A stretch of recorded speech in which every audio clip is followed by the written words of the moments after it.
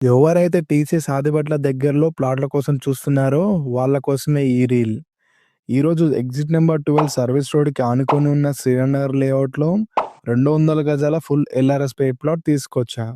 ఈ ప్లాట్ వచ్చేసి TCS ఆదిబట్లకి 2.5 kilometre డిస్టెన్స్‌లో, బెంగుళూరు సాగర్ హైవేకి 2 కిలోమీటర్ డిస్టెన్స్‌లో, బిఎన్ రెడ్డి నగర్ నుండి 10 కిలోమీటర్ డిస్టెన్స్‌లో ఈ లొకేషన్‌కి రీచ్ అవ్వచ్చు.